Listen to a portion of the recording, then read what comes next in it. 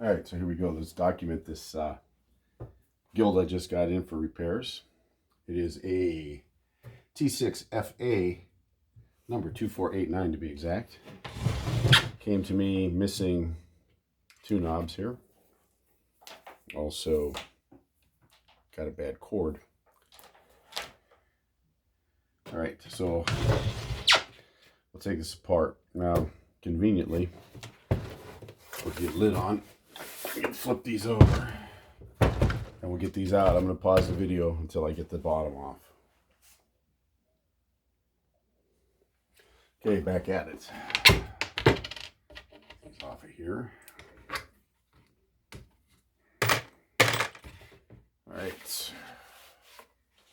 All right, so let's see what we got.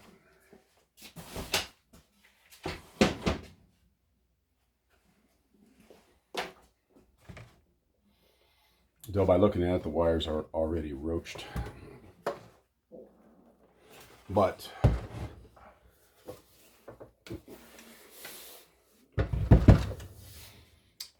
let's get this part.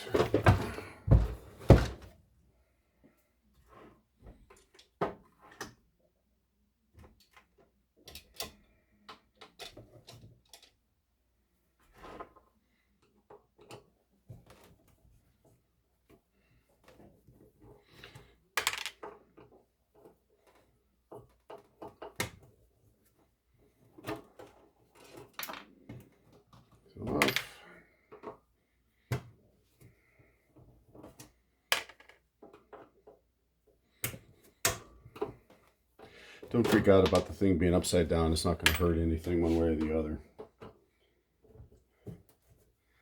This top, or this bench top is so old and worn, it's not going to scratch anything either. So,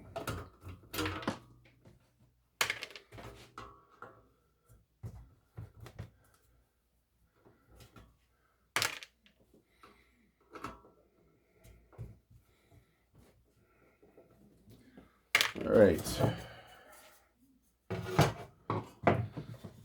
So just starting here. I don't know if this shows up really well on the camera or not, but the wiring to the motor's roached. There's some coaxial cables here. Those are roached. Interestingly, the input and output cabling to the jacks is good. That's going to save me some time in the end, because I don't see the need to replace that if it's not broken.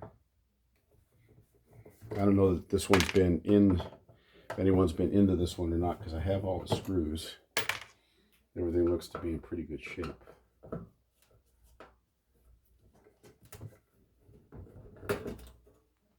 We'll find out very quickly.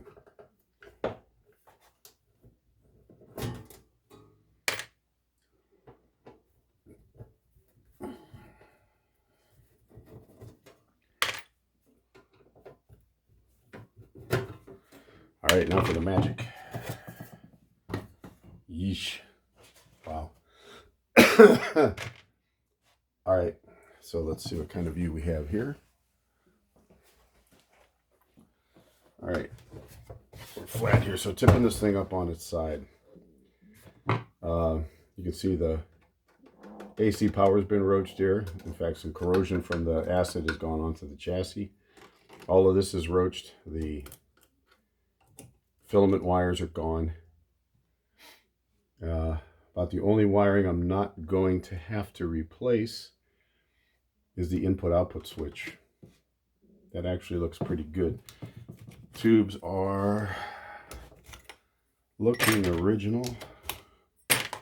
All Phillips mini watt. Yep. So all original mini watt tubes. That's a good thing. But yeah, it's a mess. So right now this capacitor is cracked. So this one looks like it's going to be, yeah, all of these are busted up. It looks like this is going to be a full tear down. Excuse me. All new capacitors, electrolytics, including signal caps, because these are looking bad. And I'm not even going to mess with it. Oh, I've never seen this before. Here's a sticker. Foot switch optional, available on request. I've never seen one of those before. Oh well. I guess these machines will never stop surprising me. Okay, so this is a slotted screw, so this has been replaced over time. Let's see what we got. Okay, so under here, get this off real quick. So as you're shopping for an Echorec, I've done the buyer beware. The first clue on this one that there's something wrong is it says gild on it, and that generally is a problem. Not always, but if you use the right size screwdriver for the job, these screws come right out. Pardon me.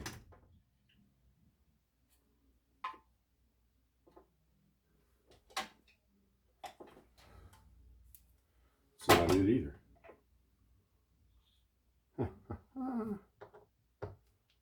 There we go.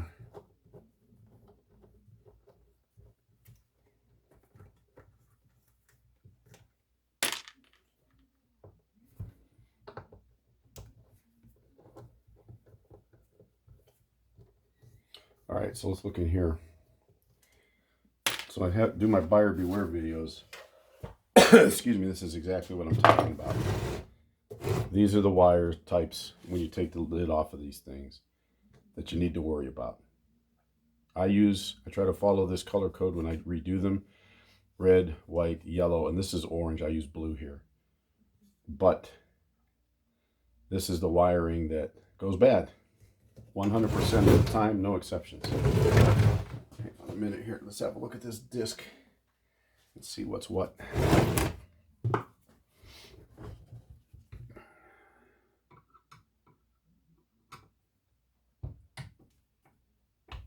God, I don't want that to escape.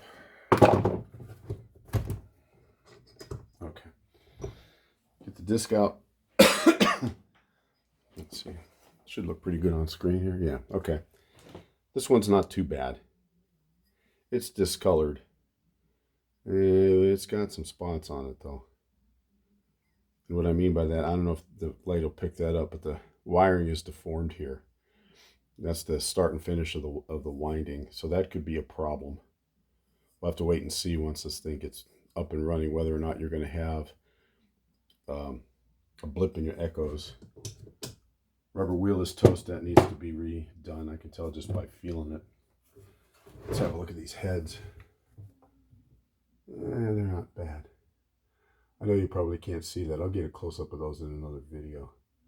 They don't look bad. Those actually might make it. So what's going to happen with this will be a complete teardown. The circuit board is going to have to be ultrasonically cleaned based on the condition of these capacitors. This is interesting. This one looks like it's been replaced, and that's not uncommon for that to be a problem. In fact, this capacitor here, which goes from your mode switch to this tube, is often the reason why your echoes stop, because these leads break off, because this flaps into breeze and eventually fatigues and cracks off. I always try to, when I redo these, there's a wire that runs parallel to it. I try and tie them together so it doesn't do that. But anyhow, yeah, this guy's pretty roached. So it's going to be expensive, but when it's done, it'll be like brand new. Okay. So there you are again. Gild, usually a problem. Unless these wires here are clear, then you could be okay. But generally, these are a problem. Anyway, so that's just a real quick teardown of this thing. And a couple of weeks, it'll be right back to brand new. As always, thanks for watching.